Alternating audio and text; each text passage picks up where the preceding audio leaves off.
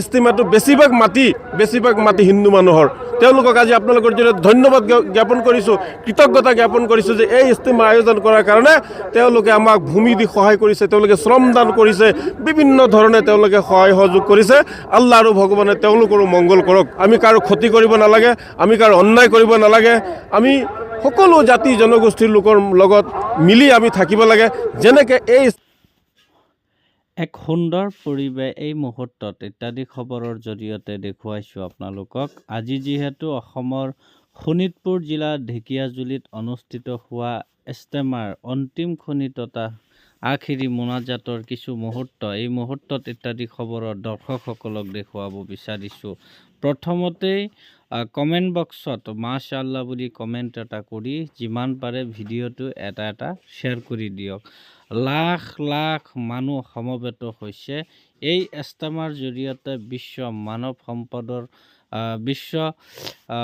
মানৱ সমাজৰ কাৰণে, সমগ্ৰ মানৱ জাতিৰ কাৰণে, বিশ্ব শান্তিৰ কাৰণে আখিৰি মোনাজাত হৈছে। আৰু এই মোনাজাতত অসমৰ বিভিন্ন প্ৰান্তৰ প্ৰায় 10-15 লাখ মানুহ একত্ৰিত হৈ মহান আল্লাহ তাআলাৰ ওচৰত দোৱা খুজিছে যাতে অনাগত দিনসমূহত সমগ্ৰ মানৱ জাতিৰ মংগল কামনাৰ্থে দোৱা অনুষ্ঠিত হৈছে।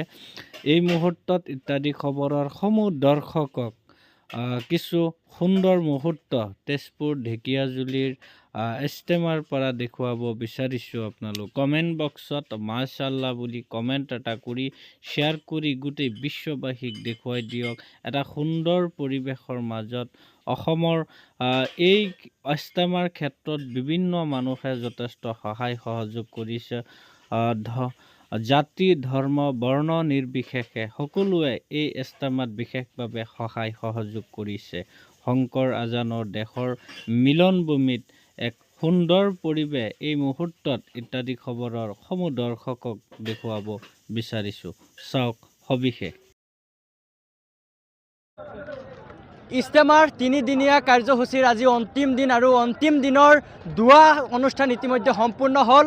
উত্তৰ পূৰ্বাঞ্চলৰ ইস্তেমা এবাৰ অনুষ্ঠিত হৈছিল ঢেকীয়াজুলিত আৰু লাখ লাখ মুছলমান, অসম তথা উত্তৰ পূৰ্বাঞ্চলৰ লাখ লাখ মুছলমান একত্ৰিত হৈছিল ঢেকীয়াজুলিৰ শ্বহীদ নগৰীত। ঢেকীয়াজুলিৰ শ্বহীদ নগৰীক হিন্দু মুছলমান আদিবাসী বিভিন্ন জাতি জনগোষ্ঠীৰ মাটিত এইবাৰ অনুষ্ঠিত হৈছিল উত্তৰ পূৰ্বাঞ্চলৰ বিশাল ইস্তেমা। খুব সুন্দৰ, ভাল বেয়াৰ মাজতে আছে, মনটো দুখো লাগে। বহুত দিন কাম কৰাৰ পিছত আজি গুচি যাব ইস্তেমা। যি নহওক আল্লাহ লাখ লাখ শুক্ৰিয়া, আজি লাখ লাখ মানুহ হৈছে, প্ৰায় 30 লক্ষাধিক লোক হৈছে বুলি আমাৰ ধাৰণা হৈছে। মানুহ আহি আছে, গৈ আছে। তো যি নহওক আমাৰ এটাই কথা যে ইস্তেমা কিহৰ কাৰণে হয়। ইস্তেমাত কিছুমান মানুহৰ প্ৰশ্ন থাকে। ইস্তেমা ইছলাম ধৰ্মৰ এনেকুৱা এটা বস্তু য'ত ভাল বিদ্যা শিকোৱা হয়, য'ত কুসংস্কাৰৰ পৰা দূৰত থাকিবলৈ শিকোৱা হয়, য'ত সমাজ গঢ়াৰ কাৰণে শিকোৱা হয়, য'ত প্ৰেম ভাতৃত্ববোধ শিকোৱা হয়, য'ত আল্লাহৰ বাণী শিকোৱা হয়, য'ত নবীজীৰ বাণী শিকোৱা হয়। আপোনালোকে জানে ইছলাম এনেকুৱা এটা ধৰ্ম য'ত নামাজ ৰোজা হজ জাকাত আৰু কলিমাৰ ওপৰত প্ৰতিষ্ঠিত এটা ইছলাম ধৰ্ম, আৰু তাত বেলেগ একো নাই। গতিকে আমি এইবোৰ সকলোৱে শুনিছোঁ, জানিছোঁ, আমি জানো।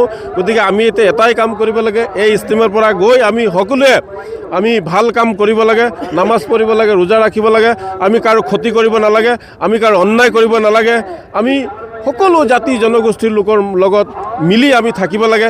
যেনেকৈ এই ইস্তেমাটো বেছিভাগ মাটি হিন্দু মানুহৰ তেওঁলোকক আজি আপোনালোকৰ জৰিয়তে ধন্যবাদ জ্ঞাপন কৰিছোঁ, কৃতজ্ঞতা জ্ঞাপন কৰিছোঁ যে এই ইস্তেমা আয়োজন কৰাৰ কাৰণে তেওঁলোকে আমাক ভূমি দি সহায় কৰিছে, তেওঁলোকে শ্ৰমদান কৰিছে, বিভিন্ন ধৰণে তেওঁলোকে সহায় সহযোগ কৰিছে। আল্লাহ আৰু ভগৱানে তেওঁলোকৰো মংগল কৰক।